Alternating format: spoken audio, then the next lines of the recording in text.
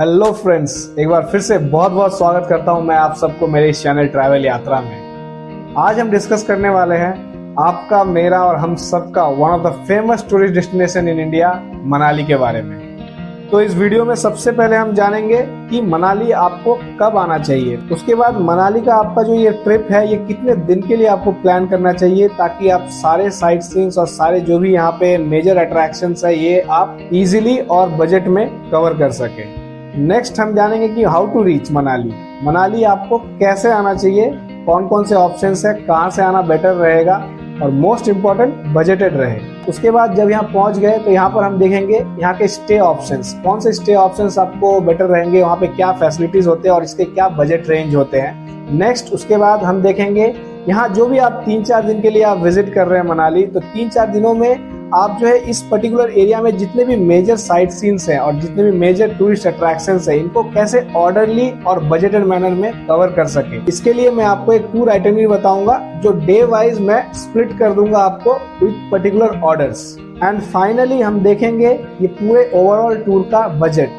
तो इसलिए अगर वीडियो थोड़ा सा लंबा हो जाए तो प्लीज बेयर कर लीजिएगा, पर मैं पर्सनली रिक्वेस्ट करूंगा कि अगर आप कभी भी मनाली के ट्रिप का प्लान करना चाहते हैं तो प्लीज इस वीडियो को एक बार पूरा बिना स्किप किए देख लीजिए, क्योंकि इसमें मैं एक एक पॉइंट, कैसे आप जा सकते हैं, कहाँ आप होटल ले सकते हैं, कौन कौन से जगह आपको घूमने चाहिए, ये सारी चीजें मैं एक एक पॉइंट टू पॉइंट मैं आपको समझाऊंगा, जो आपको कभी भी आप अगर मनाली के ट्रिप का प्लान कर रहे हैं तो ये आपको काफी हेल्पफुल रहेगा। तो इसलिए बिना स्किप किए बने रहिए मेरे साथ और चलिए शुरू करते हैं आज का ये वीडियो।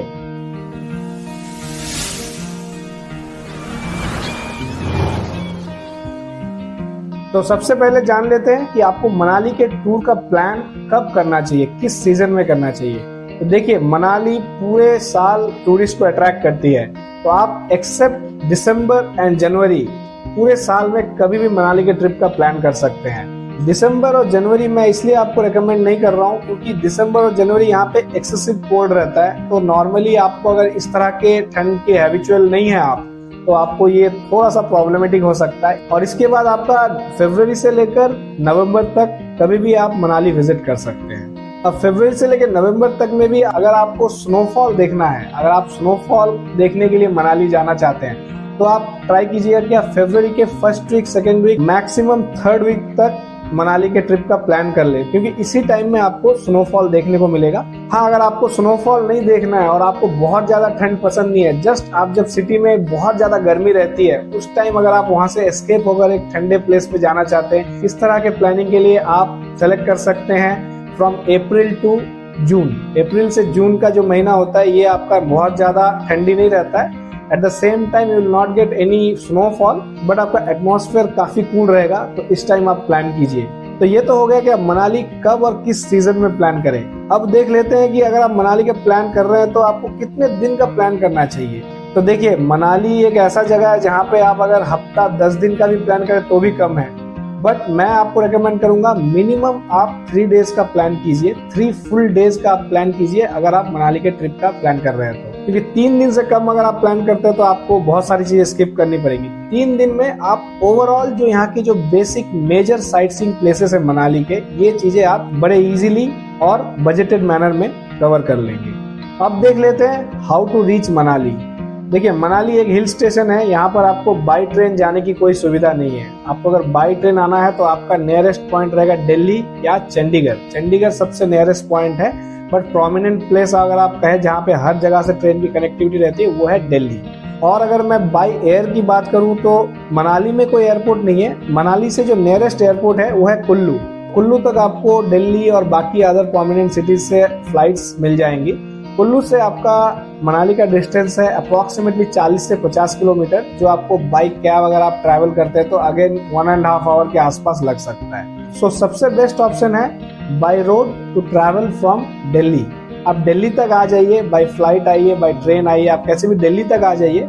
दिल्ली से आप ले लीजिए एक semi sleeper Volvo AC bus, जो आपको 12 से 13 घंटे के अंदर दिल्ली से मनाली पहुंचा देगा। और हाँ, अगर आप कैब से आना चाहते हैं तो आपके पास 2 ऑप्शन है, आप दिल्ली से भी ले सकते हैं कैब या फिर चंडीगढ़ से भी आप कैब ले सकते हैं। तो मैं रेकमेंड करूंगा अगर आप कैब से मनाली जाने का प्लान कर रहे हैं तो आप चंडीगढ़ तक आ जाइए, बाई ट्रेन हो या जो भी हो। क्योंकि अगर आप दिल्ली से कैब लेते हैं तो जो दिल्ली से मनाली का रूट है वो वाया चंडीगढ़ ही जाता है। तो दिल्ली से जो मनाली का डिस्टेंस है वो है 550 किलोमीटर और चंडीगढ़ से मनाली का डिस्टेंस है 300 किलोमीटर अप्रॉक्सीमेटली। सो अगर आप चंडीगढ़ से कैब लेते हैं तो दिल्ली से चंडीगढ़ का जो आप एक्स्ट्रा 150 किलोमीटर का डिस्टेंस कैब में ट्रैवल करने वाले थे, ये अमाउंट आप सेव कर सकते हैं, क्योंकि कैब में आपका पर किलोमीटर हिसाब से चार्ज होगा, क्योंकि वो 12 रुपया 13 रुपया पर किलोमीटर के हिसाब से वो आपसे लेंगे। कैब का जो कॉस्ट है वो भी मैं आपको बता दूं, दिल्ली से अगर आप कैब लेते हैं अप्रोक्सीमेटली 550 किलोमीटर है, तो ये अप्रोक्सीमेट कॉस्ट पड़ेगा 7 से 7,500 हजार रुपया मिनिमम। ओके, तो 7 से 7,500 हजार रुपये से नीचे में आपको कोई नहीं लेके जाएगा दिल्ली से। और यही चीज अगर आप चंडीगढ़ से लेते हैं तो आपका यहाँ से किलोमीटर थोड़ा कम हो जाता है, तो ये आपको अप्रोक्सीमेटली 5,000 से 5,500 रुपये में लेके जाएंगे। मिनिमम कॉस्ट बता रहा हूँ मैं, ये आप थोड़ा नेगोशिएट करेंगे तो आपको ये रेट मिल जाएगा। तो इसके लिए मैं आपको रेकमेंड करूंगा, अगर आप कैब से आते हैं तो आप चंडीगढ़ से कैब लीजिए rather than going from Delhi. अब वॉल्वो एसी बसेस अगर आपको लेने हैं तो आप दिल्ली से ही ले लीजिए, क्योंकि रेट में बहुत ज्यादा फर्क नहीं रहेगा अगर आप दिल्ली से बोर्ड करते हैं या फिर चंडीगढ़ से बोर्ड करते हैं। तो अगर आप इंडिया के किसी भी कोने से आ रहे हैं तो सबसे पहले दिल्ली आ जाइए। दिल्ली में कश्मीरी गेट ISBT है, इंटर स्टेट बस टर्मिनस है कश्मीरी गेट। तो यहाँ पर आप आ जाइए, क्योंकि प्राइवेट बसेस हो या गवर्नमेंट बसेस हो, मोस्टली 99% बसेस जो है यहीं से आपकी चलती हैं। तो यहाँ पर आपको ऑनलाइन बुकिंग भी अगर आप करते हैं किसी बस में तो आपका बोर्डिंग पॉइंट कश्मीरी गेट रहता ही है। कश्मीरी गेट में मेट्रो स्टेशन भी है, तो आप एयरपोर्ट से हो या स्टेशन से हो आप बाय मेट्रो आ जाइए कश्मीरी गेट और यहाँ से आपका बस बोर्ड कर लीजिए। अब यहाँ से बसेस में 2 ऑप्शन है, एक है आपका गवर्नमेंट बसेस। बहुत लोग ये सोचते हैं कि गवर्नमेंट बस में जाएंगे तो ये सस्ते में हो जाएगा, बट यही एक जगह है जहाँ मैंने देखा है कि HRTC जो हिमाचल रोड ट्रांसपोर्ट कॉर्पोरेशन की जो बसेस है, इसका मैं आपको वेबसाइट दिखा रहा हूँ, जहाँ पे आपको ये पहले के जो 4 बसेस आप देख रहे हैं ये AC बसेस है। और आप इसका कॉस्ट देख सकते हैं, ये लगभग 1700 रुपया पर सीट रहता है। और इसके अलावा जो नीचे आप देख रहे हैं ये सारे नॉर्मल बसेस है, जिनका कॉस्ट आप देख सकते हैं 800 से 900 रुपए के बीच में वेरी कर रहा है। तो मुझे ये लॉजिक बिल्कुल समझ में नहीं आया, क्योंकि जो प्राइवेट बसेस है इससे काफी सस्ते में जाती है। 1000 रुपये 800 900 1000 रुपये के अंदर में आपको एक वॉल्वो या स्कैनिया की सेमी स्लीपर कैटेगरी की मल्टी एक्सेल वाली बस मिल जाएगी। 1000 रुपया देके अगर मुझे इतना अच्छा बस मिलता है तो मैं HRTC के बस में 1700 रुपया देके क्यों जाऊं। So that's my main point. तो मैं आपको रैंडमली कुछ बस बुकिंग वेबसाइट से कुछ रैंडम प्राइजेस भी दिखा रहा हूँ। देखिए ये कुछ इंटरसिटी स्मार्ट बसेस वगैरह है जो semi sleeper AC Volvo category की बसेस है, और ये आपको कॉस्ट पड़ता है अप्रोक्सीमेटली 950 रुपीज। और इसके बाद ये नीचे आप देख सकते हैं लक्ष्मी हॉलीडेज, जो आपको अराउंड 850 रुपीज के आसपास मिल रहा है। सो ये बसेस भी काफी अच्छी सर्विस देते हैं। और ये आप देख सकते हैं multi Excel 2x2 Volvo category की बस है। मैंने भी अपने ट्रैवल के लिए ऑनलाइन में जो स्मार्ट बस है यही बुक किया था, और ये मुझे अप्रोक्सीमेटली कूपन वगैरह डिस्काउंट वगैरह लगाने के बाद 2 लोगों का 800 रुपये करके 1600 रुपया पड़ा था जाने का, और सेम 1600 रुपया आने का। और एक चीज मैं आपको बता दूं, मनाली से आपको स्लीपर बसेस अवेलेबल नहीं है। 99.9% बसेस यहाँ से सेमी स्लीपर ही होती है। आप AC स्लीपर बसेस ढूंढने की कोशिश मत कीजिए ऑनलाइन में, क्योंकि यहाँ पर ये हिल एरिया है प्लस मोशन सिकनेस और काफी और रीजन के कारण यहाँ पे स्लीपर बसेस नहीं चलती हैं। सो आपको 99.9% बसेस आपको सेमी स्लीपर ही मिलेंगी। सो ये तो हो गया कि आप बजटेड तरीके से और इजीली मनाली कैसे पहुंच सकते हैं। अब देख लेते हैं मनाली में आपको होटल्स वगैरह कहाँ पर बुक करना चाहिए। तो देखिए मनाली का जो मेन सेंटर लोकेशन है वो है मॉल रोड या फिर मॉल रोड स्क्वायर मनाली। ये आप गूगल में चेक कर लीजिए, और इसके आसपास ही आप जो है होटल्स सेलेक्ट कर सकते हैं। बहुत ज्यादा दूर मत जाइए, क्योंकि आपको फिर आने जाने में तकलीफ हो जाएगी। इस पर्टिकुलर लोकेशन के 200 300 400 मीटर के अंदर में काफी सारे होटल्स हैं, और आपको ये होटल जो है 700 से 800 रुपए के रेंज में एक अच्छा डिसेंट होटल आपको मिल जाएगा। मैं आपको स्क्रीन पे ये कुछ होटल्स के रिकमेंडेशन भी दिखा रहा हूँ, और मैंने जो होटल बुक किया था वो है ये होटल हिल टॉप, जो आपको लगभग 800 रुपए के रेंज में अभी दिखा रहा है। ये एक होटल है। इसके अलावा आप देख सकते हैं होटल ड्रिलबू है। ड्रिलबू भी आपका काफी अच्छा होटल है, पास में ही है, हिल टॉप होटल के पास में ही है। ये 750 रुपए के आसपास इसका प्राइस दिखाया जा रहा है। Then you have hotel Renuka, ये भी 750 रुपए के आसपास है। तो इस तरीके से अगर देखा जाए तो काफी सारे होटल बुकिंग वेबसाइट्स है, आप जाकर चेक कर लीजिए। आपको 700 800 900 रुपए के रेंज में अच्छे होटल्स मिल जाएंगे। सो आप 2 नाइट्स के लिए इस तरीके से एक अच्छा होटल देखकर बुक कर लीजिए। होटल बुक करते टाइम एक स्पेशल टिप्स मैं आपको देना चाहता हूँ। अगर आप नवंबर या फरवरी इस टाइम में अगर आप ट्रैवल कर रहे हैं तो आपको रात के वक्त जो है बाहर माइनस में भी कभी कभी टेम्परेचर जाता है, तो आपको थोड़ा ज्यादा कोल्ड फील हो सकता है। ऐसे सिचुएशन में आप होटल में एक बार पहले बात कर लीजिए, वहाँ पे हीटर फैसिलिटीज होती है होटल्स में, तो ये हीटर फैसिलिटी है कि नहीं। ये एक एडिशनल चार्ज लेते हैं आपसे 200-300 रुपया पर नाइट के हिसाब से, और आपके रूम में एक हीटर दे देते हैं। So it's worth to get a heater for just 200 rupees per night. हमने भी लिया था ये एक हीटर पर नाइट के हिसाब से 2 दिन के लिए। मेरा जो ट्रैवल था ये था फरवरी के महीने में, तो उस टाइम थोड़ा ज्यादा कोल्ड था, मुझे स्नोफॉल वगैरह देखना था, तो मैंने फरवरी में ट्रैवल किया था। इस टाइम में आपका रात को टेम्परेचर -2 तक चला जाता है, तो आप जितना भी आप कवर कर ले अपने आप को, थोड़ा सा चिल महसूस होता है। तो इस टाइम में ये हीटर काफी कंफर्टेबल रहेगा। इस चीज का आप ध्यान दीजिए अगर आप फरवरी या नवंबर इस टाइप के सीजन में अगर आप ट्रैवल करते हैं तो। ओके, अब हम देखेंगे यहाँ पर मनाली में जो हम 3 दिन के स्टे का प्लान कर रहे हैं, 3 दिन में हम कौन कौन से साइट सीन्स देखें और किस ऑर्डर में इसको हम देखें। तो चलिए शुरू करते हैं 3 डेज मनाली टूर आइटिनरी। इसमें आपका डे 1 में आप जब सुबह यहाँ पहुंच रहे हैं, आपको आपकी बस जो है अप्रोक्सीमेटली 10 बजे के आसपास पहुंचा देगी, और इसके बाद आप जब तक होटल पहुंचते हैं वहां पर जाकर थोड़ा बहुत चेक इन वगैरह करके फ्रेशन अप होते हैं, आपका 11-11:30 बज जाएगा। उसके बाद आप बाहर निकलिए, आसपास कहीं होटल में थोड़ा बहुत लंच कर लीजिए। इसके बाद डे 1 का हाफ डे आपका इसी तरीके से बीत जाएगा। डे 1 का जो सेकेंड हाफ है, इसमें लंच करने के बाद सबसे पहले आप आ जाइए HTDC club house, Himachal tourism development corporation की जो ये क्लब हाउस है, ये काफी अच्छा एरिया है हैंग आउट करने के लिए। यहाँ का एंट्री फी है 25 रुपीज पर एडल्ट, और यहाँ पर आप इजीली 3 से 4 घंटा बिता सकते हैं। यहाँ आपको अंदर मिल जाएगा काफी ऊंचे ऊंचे पाइन ट्रीज, और इसके बीच से बहता हुआ ये नदी, और इसके बीच में जो बड़े बड़े पत्थर है, इनके ऊपर आप जाकर थोड़ा बहुत फोटोज क्लिक करा सकते हैं। And then you will get some activities like river crossing, ये सब छोटी छोटी एक्टिविटीज यहाँ पे होती है। आपके साथ अगर किड्स है तो किड्स के लिए भी यहाँ पे बहुत सारी एक्टिविटीज अवेलेबल है। आई लव मनाली का पिक्चर फ्रेम है यहाँ पर, यहाँ आप फोटोज क्लिक कीजिए, और कुछ इंडोर गेम्स भी अवेलेबल है यहाँ पे। ये सारी चीजें एट एडिशनल कॉस्ट है, कुछ चीजें 100 रुपये, 50 रुपये, 200 रुपये, ऐसे अलग अलग चार्जेस है हर चीज का। तो आप यहाँ पर जाकर ये सारी चीजें एक्टिविटीज अवेल कर सकते हैं। अदरवाइज जस्ट यहाँ पर आप थोड़ा बहुत टाइम स्पेंड कर सकते हैं। इस नदी के ऊपर जो पत्थर है यहाँ पर बैठ सकते हैं, आधा 1 घंटा, आपको काफी सुकून महसूस होगा। और यहाँ पर मेनली आप हैंडीक्राफ्ट के जो आइटम्स होते हैं, हैंडलूम आइटम्स होते हैं, जो जूट की कारीगरी होती है, और यहाँ के जो ट्रेडिशनल बैंगल्स होते हैं, इस तरह की काफी सारी चीजें जो आप यहाँ पे परचेज कर सकते हैं। प्लस यहाँ पे कुछ खाने पीने के ऑप्शंस भी है, तो आप थोड़ा बहुत स्नैक्स ग्रैब कर लीजिए और काफी सारे फोटोज क्लिक कीजिए। ऐसे आपका यहाँ पर 2 से 3 घंटा आराम से बीत जाएगा। और आपको अगर आप 12-1 बजे के बाद यहाँ पे एंट्री लेते हैं तो आराम से 4-4:30 बजे तक आप यहाँ पर रह सकते हैं। उसके बाद आप यहाँ से एक ऑटो लीजिए। ओके, मैं आपको जाते टाइम मैंने बताया नहीं था आपको यहाँ पर कैसे जाना है। सिंपल है, आप ना कोई कैब ट्राई कीजिए और ना ही कोई ट्रैवल एजेंसी के पास जाइए।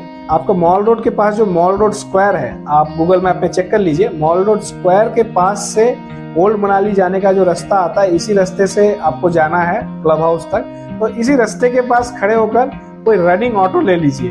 अप्रोक्सीमेटली आपसे ये 100 रुपया लेंगे, दैट्स इट। आपसे अगर बहुत ज्यादा रेट ये बोलते हैं तो आप बार्गेन कर लीजिए थोड़ा बहुत, क्योंकि हार्डली ये club house I think 3-3.5 kilometre के डिस्टेंस पे है मॉल रोड से। तो 3-3.5 किलोमीटर के लिए 100 रुपये का फेयर ऑटो के लिए काफी है।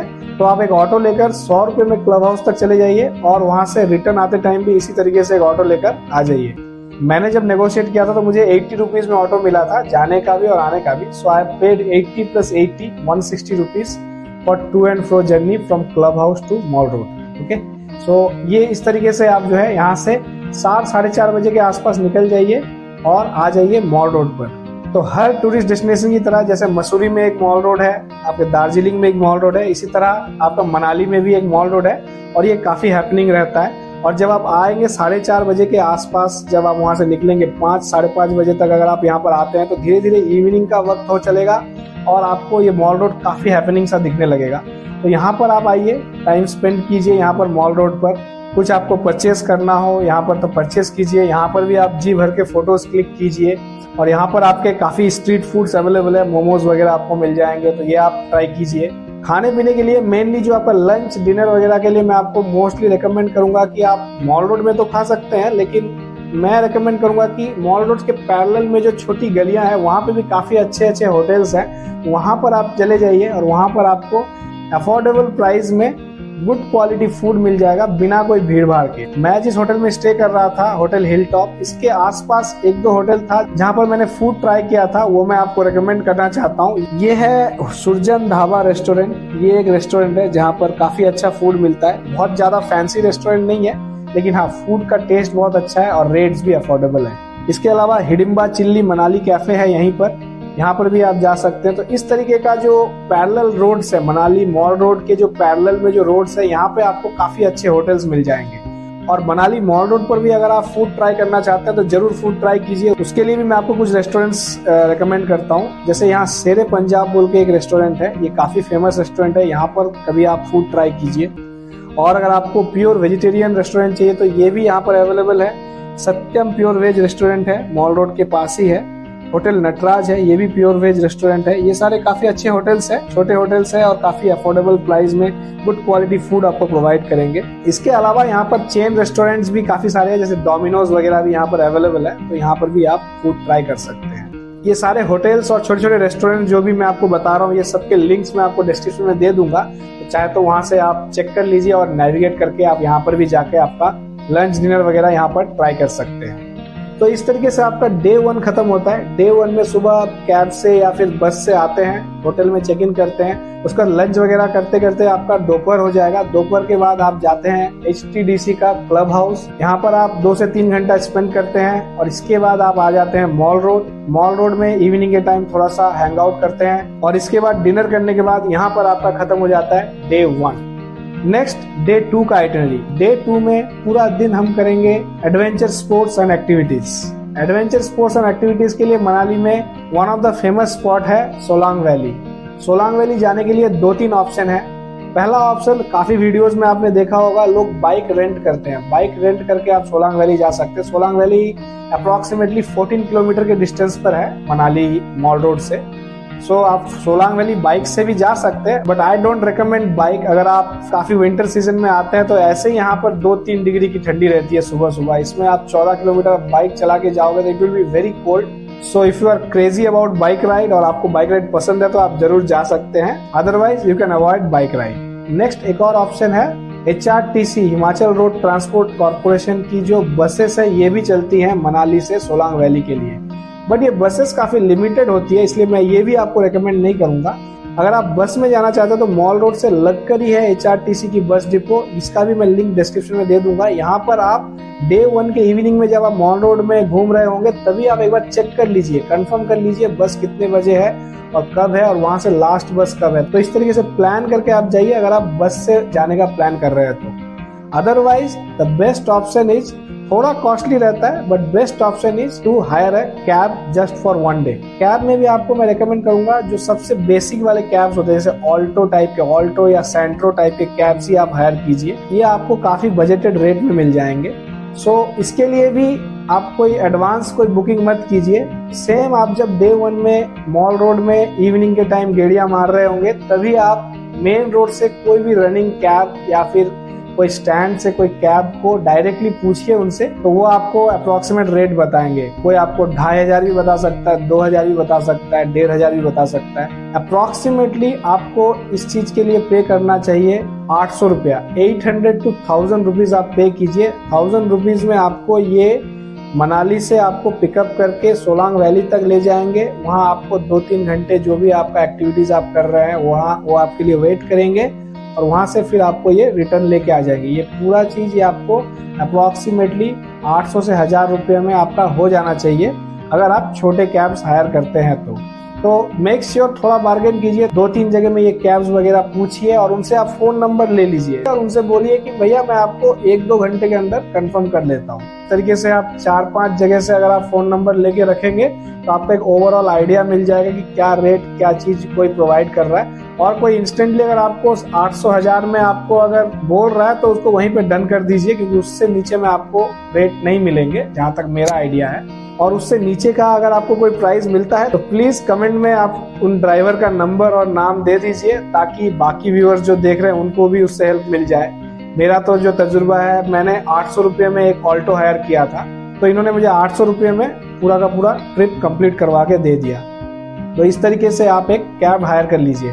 और हाँ, बहुत लोग ये आपको बोलेंगे कि सुबह सुबह अर्ली मॉर्निंग आप जाइए, अदरवाइज जो है आपका सोलांग वैली में बहुत पीछे पार्किंग हो जाता है। तो ये बात सच है कि थोड़ा ट्रैफिक हो जाता है, बट सुबह सुबह 8 बजे आपको जाना भी बहुत हेक्टिक हो जाएगा। अगर आप टूर पे आ रहे हैं, आप एक लेजर ट्रिप पे हो, तो आपको 6 बजे उठ के फटाफट रेडी होके ब्रेकफास्ट करके 8 बजे तक तैयार होने का कोई मतलब नहीं बनता है। मेरे हिसाब से इससे तो अच्छा है कि भाई अगर गाड़ी थोड़ी पीछे भी रुकी रहे तो भी मैं वॉक करके चला जाऊं।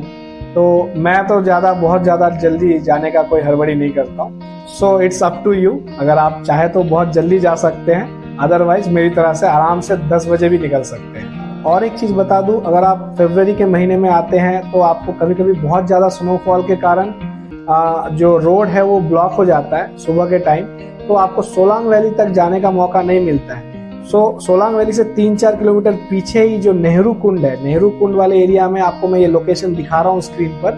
जैसे यहाँ पर आप देख सकते हैं कैंप 21 सोलांग वैली, ये जो पोजीशन है, इस पोजीशन में भी काफी सारे एक्टिविटीज करवाए जाते हैं। ये भी सोलांग वैली का ही एक पॉइंट है, थोड़ा लोअर एरिया में है। जब बर्फ जम जाती है, ऊपर अलाउ नहीं करते हैं, तो ऐसे सिचुएशन में ड्राइवर आपको यहीं पर गाड़ी पार्क कर देंगे और यहीं पर आपको सारे एक्टिविटीज कंप्लीट करने बोलेंगे। सोलांग वैली जैसे ही पूरे एक्टिविटीज यहाँ पर भी होते हैं, कोई ऐसा नहीं है कि सोलांग वैली में जो चीज होती है यहाँ पे नहीं होती है। सब जगह में एक ही तरह के एक्टिविटीज है, प्राइजेस भी ऑलमोस्ट सेम है। और नेक्स्ट चीज, जब आप डे 2 में इस तरह के एडवेंचर एक्टिविटीज के लिए जा रहे हैं तो वहाँ काफी ठंड होती है, तो आपको यहाँ पे जो विंटर ड्रेस होता है वो रेंट में लेना होता है। तो इसके लिए आपको अप्रोक्सीमेटली 200 रुपीज पे करना पड़ेगा। ये यहाँ पे गवर्नमेंट की तरफ से फिक्स किया हुआ रेट है, 200 रुपया रेट है। मैं जब फरवरी में गया था तब 200 रुपया था। आप अगर ये वीडियो अभी देख रहे हैं या आप कुछ दिन बाद देख रहे हैं, 50 रुपया बढ़ सकता है। जो भी रेट है आपको वहाँ पे क्लियरली मेंशन रहता है। और ये ड्रेस में आपको जैकेट देंगे और नीचे जैकेट देंगे, पैंट देंगे और नीचे गमबूट देंगे। ये 3 चीजें आपको मिल जाएंगी। और ये आपको एक्स्ट्रा कुछ चीजें सेल करने का कोशिश करेंगे, जो है आपका ग्लव्स, देन गॉगल्स, कैप और वुलन सॉक्स। और ये चीजें काफी जरूरी भी है, थोड़ी थोड़ी देर में सुन पड़ेंगे आपके हाथ, वहां पर काफी ठंडी रहती है। सो मैं यहाँ पर एक छोटा सा टिप्स दूंगा या फिर एक रिकमेंडेशन दूंगा कि आप इनसे ये सब चीजें परचेस ना करके आप ऑलरेडी अपने घर से या फिर अपने लोकल एरिया से ये सब चीजें परचेस करके ही टूर पे जाएं। एक अच्छा वुलन ग्लव्स और एक वुलन सॉक्स जरूर लीजिए और एक कैप जरूर लीजिए। ये 3 चीजें आप जरूर लीजिए, तो आपको जो ये एडवेंचर स्पोर्ट्स वगैरह करने में और अच्छा फील आएगा। हाथ पैर आपके सुन नहीं पड़ेंगे, तो it will be a comfortable option. So ये चीजें आप ध्यान रखिएगा। इसके बाद जब आप इस सोलांग वैली या फिर नियर बाई कोई भी वैली में आप ये एक्टिविटीज करते हैं, यहाँ पे आपको क्या प्राइजेस होते हैं और किस तरीके की एक्टिविटीज करवाई जाती है ये जान लेते हैं। तो देखिए, यहाँ पर बेसिकली 4-5 तरह की मेन चीजें होती है। एक है आपका याक राइड, आपको याक के ऊपर बैठाकर एक छोटा सा राउंड चक्कर लगवाते हैं, तो ये एक याक राइड होता है। एक फन ट्यूब राइड होता है, एक ट्यूब में आपको बैठाकर इस तरह के एक स्लोपिंग से आपको छोड़ दिया जाएगा नीचे, so you will just skid down. तो ये भी एक तरह का एक्टिविटी होता है यहाँ पर। Then next thing is skiing. Skiing में आपका जो ये एक्सेसरीज है आपको पहनाकर आपको स्कीइंग करने दिया जाता है। हालांकि इसके लिए ट्रेनिंग चाहिए, आप इतना इजीली ये चीज कर नहीं सकते हैं। जस्ट ये पहन के आप थोड़ा बहुत फोटो खींच लीजिए और थोड़ा बहुत ट्राई कर लीजिए, that is enough. Then next आपको एक स्नो बाइक राइड मिल जाता है, यहाँ पर स्नो बाइक राइड करवाते हैं ये। और उसके बाद होता है जिप लाइन। जिप लाइन में आपका कुछ इस तरीके का नजारा रहता है।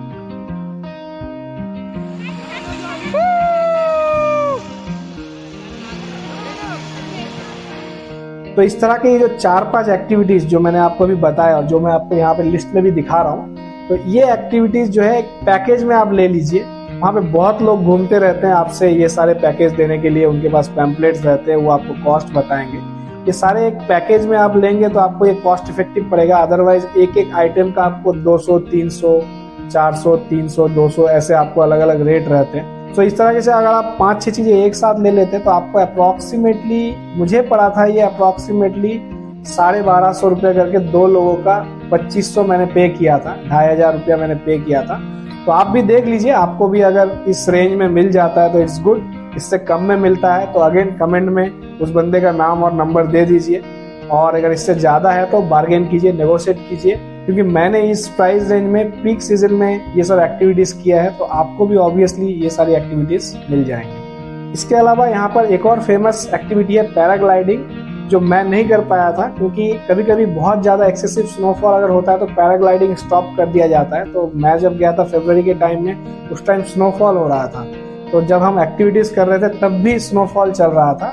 So it was a good experience, but paragliding नहीं हो पाया हमारे टाइम में। बट पैराग्लाइडिंग का भी मैं आपको कॉस्ट बता दूं। पैराग्लाइडिंग अगर आप करना चाहते हैं, ये 2 तरह के होते हैं मनाली में। एक होता है आपका शॉर्ट पैराग्लाइडिंग, आपको 5-6 मिनट के अंदर जो है आपको एक शॉर्ट हाइट से ग्लाइड करवा दिया जाता है, तो that is a short paragliding, जिसका आपको अप्रोक्सीमेट कॉस्ट पड़ता है 1000 रुपीज।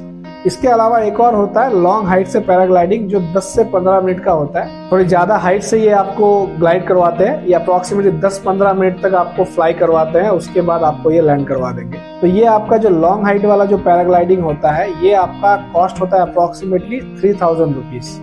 सो इस तरीके से जो है आप यहाँ पर सारे फन एक्टिविटीज कवर कर लीजिए। और यहाँ पर काफी सारे फूड स्टॉल्स रहते हैं, मैगी पॉइंट्स बने रहते हैं, थोड़ा बहुत फूड एंजॉय कीजिए, चाय वाय पीजिए, और आपको यहाँ पर अप्रोक्सीमेटली 3 से 3.5 घंटे में आपका सारे एक्टिविटीज कंप्लीट हो जाएंगे। आप अच्छे से इस जगह पे एंजॉय कर सकते हैं। उसके बाद आपके व्हीकल से आप रिटर्न आ जाइए मनाली। उसके बाद इवनिंग का वक्त है, कहीं और जा नहीं सकते हैं। अगेन मॉल रोड में और कुछ चीजें एक्सप्लोर कीजिए, मॉल रोड में टाइम स्पेंड कीजिए। और डे 2 भी इस तरीके से आपका जो है खत्म हो जाएगा।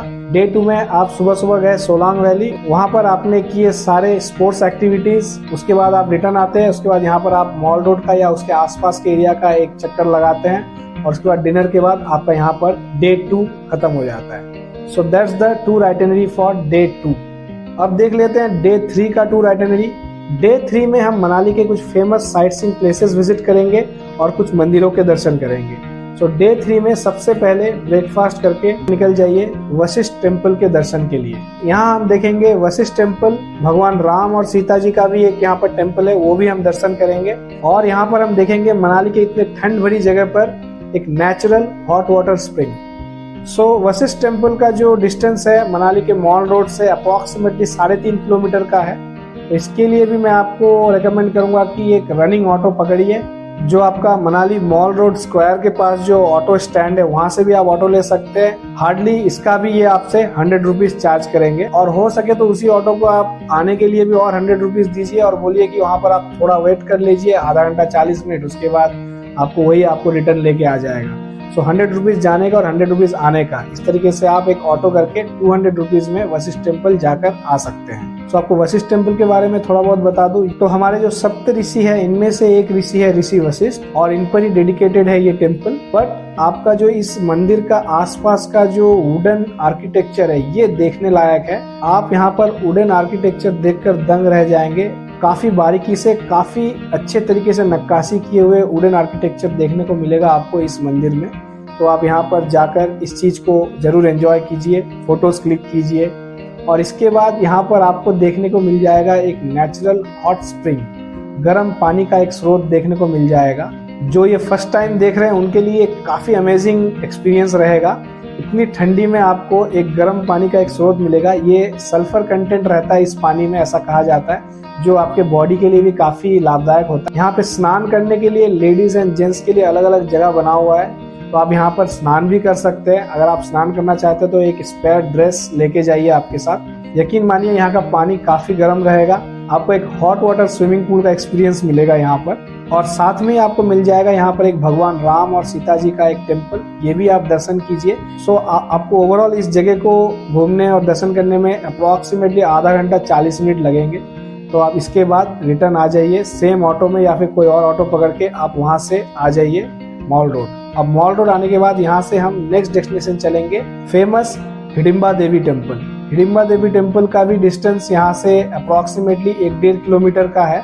तो बहुत लोग आपको वीडियो में ये भी बताएंगे कि आप यहाँ तक वॉक करके भी जा सकते हैं, बट यकीन मानिए मैं आपको रिकमेंड करता हूँ, आप पहली बार जब जा रहे हैं तो वॉक करके मत जाइए। अगेन सेम फैशन में एक ऑटो पकड़िए और 100 रुपीज दीजिए।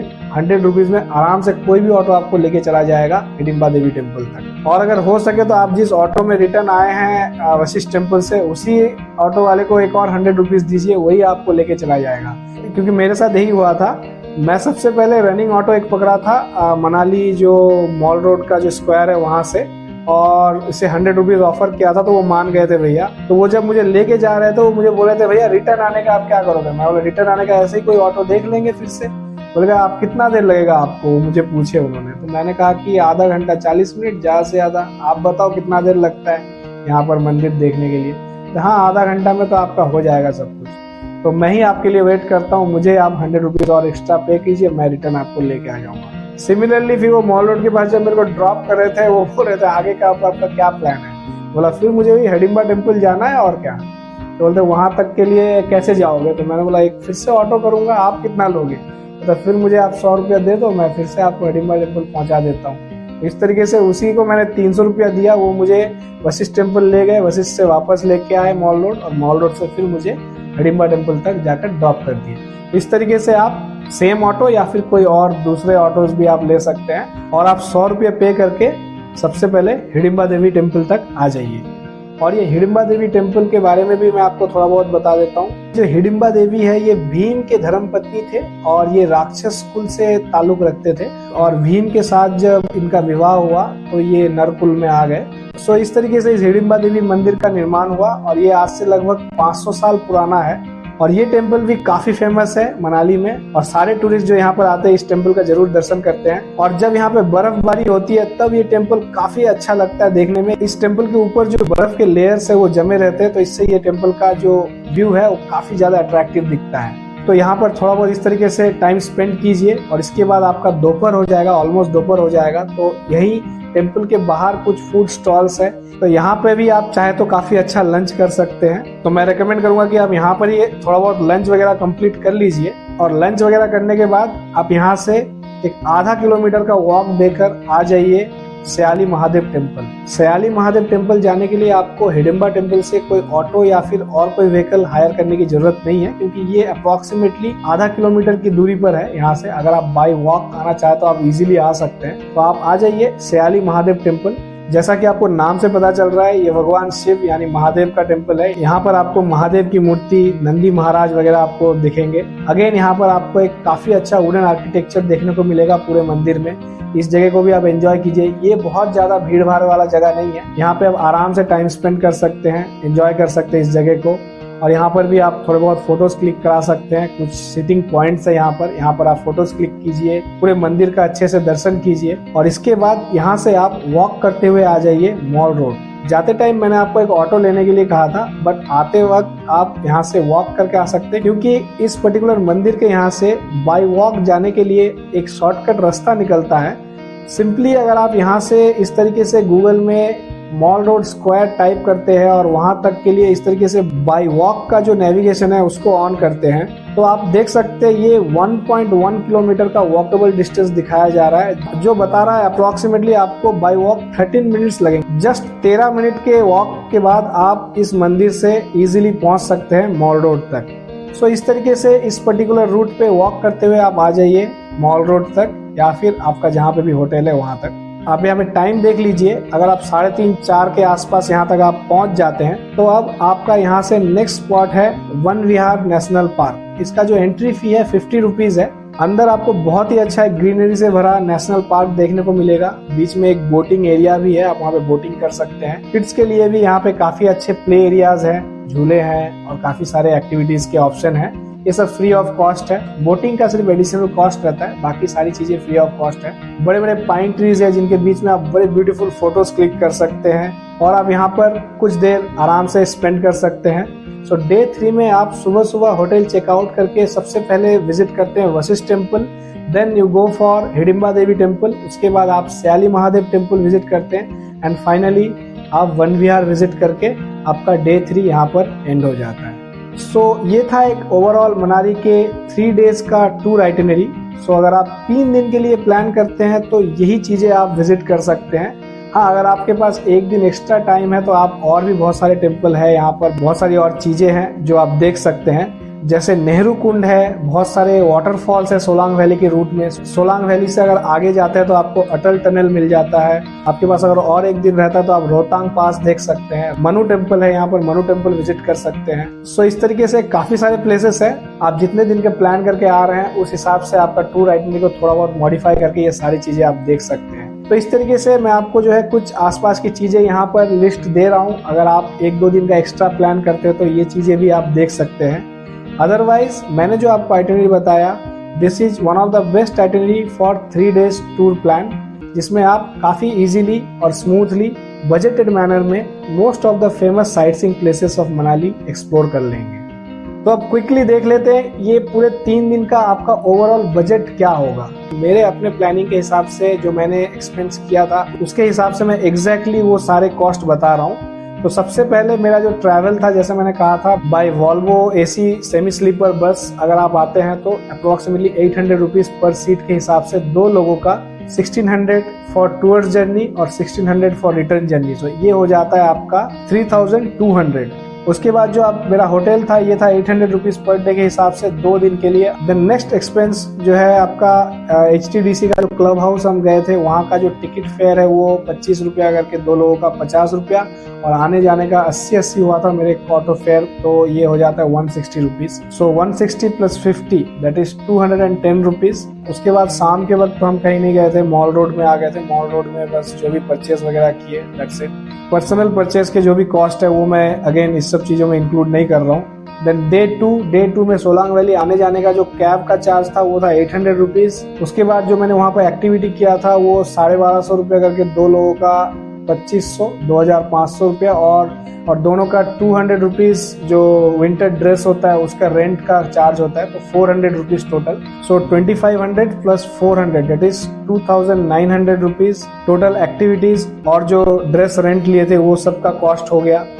देन उसके बाद अगेन उस दिन और कुछ नहीं किए थे, मॉल रोड वगैरह में ही गए थे। डे 3 में फिर से हम जो टेम्पल्स वगैरह विजिट किए थे, वहाँ ऑटो में सबसे पहले वशिष्ठ टेम्पल के लिए 100 रुपीज, वहाँ से रिटर्न आने का एक और 100 rupees, again one more 100 rupees for Hidimba Devi temple. So total 300 rupees is the travel cost day 3 का। और उसके बाद आपका वन विहार में जो टिकट कॉस्ट है ये है 50 रुपीज पर हेड के हिसाब से, 2 लोगों का 100 रुपीज। So that's it. और हाँ, मेरी डॉटर भी मेरे साथ थी इस पूरे ट्रिप में, तो मेरी डॉटर का बहुत ज़्यादा कोई चार्ज तो नहीं हुआ। She is just 3 years old, so that I am not including in this particular itinerary। मैं ये पूरा आइटिनरी 2 लोगों के हिसाब से बना रहा हूँ। जो आप यहाँ देख रहे हैं स्क्रीन पे, this is the only cost you will gate. इसके बाद आपका आ जाता है फूड आप अप्रोक्सीमेटली 3 दिन के लिए पर डे 2 लोग 1000 रुपया के हिसाब से अगर आप फूड लेते हैं तो दैट इज 3000 रुपीज मैं मान के चलता हूँ। अप्रोक्सीमेटली आप 3000 रुपीज अगर स्पेंड करते हैं फूड में, सो द टोटल कॉस्ट आप इनको अगर जोड़ते हैं तो it will come around 12,000 rupees. So इस तरीके से आप 12,000 रुपीज में 2 लोग बड़े आसानी से पूरा मनाली का टूर कंप्लीट कर सकते हैं, including your travel, stay, food, accommodation, local travel, all sight seen and all activities. हाँ, इसमें आपका 1-2 हज़ार रुपया ज्यादा लग सकता है। जैसे मैंने पैराग्लाइडिंग वगैरह नहीं किया था, मुझे मौका नहीं मिला था, तो अगर आप पैराग्लाइडिंग वगैरह करते हैं तो 1000 रुपीज पर हेड के हिसाब से 2000 रुपया और ज्यादा लग सकता है। सो 12,000 प्लस 2,000 इट्स अप्रोक्सीमेटली 14,000, और 1,000 रुपया मान के चलिए, मतलब 15,000 रुपये में आप आराम से 2 लोग 3 दिन के लिए मनाली घूम सकते हैं, all inclusive everything. So that's how you can plan your Manali trip. तो अगर आप इस वीडियो को इस पॉइंट तक देख रहे हैं तो आई होप आपको एक ओवरऑल आइडिया मिल गया होगा पूरे मनाली के ट्रिप के बारे में। आपको कब ट्रैवल करना चाहिए, कैसे ट्रैवल करना बजटेड रहेगा, किस तरीके से आप लोकल साइट सीन्स कवर करें, किस तरह के होटल्स में ठहरे, कहाँ पे आप लंच डिनर करें, तो सारी चीज़ें मैंने आपको ऑलमोस्ट बता दिया है। फिर भी अगर कुछ छूट गया हो, कुछ डिटेल्स चाहिए तो प्लीज़ मुझे कमेंट कीजिए, मैं आपके हर कमेंट का जवाब देने का कोशिश करूँगा। और लास्ट में बस यही कहूँगा कि अगर आपको वीडियो पसंद आया तो प्लीज़ मेरे वीडियो को लाइक कीजिए, शेयर कीजिए, और इसी तरह के इंटरेस्टिंग वीडियोस की जानकारी के लिए मेरे चैनल को सब्सक्राइब कीजिए और बेल आइकन को हिट कीजिए। तो चलिए मिलते हैं फिर इसी तरह के एक और नए डेस्टिनेशन के साथ एक और नए वीडियो में। तब तक के लिए खुश रहिए, एंजॉय कीजिए और अपने ज़िंदगी के सफ़र में सफ़र करते रहिए। जय हिंद।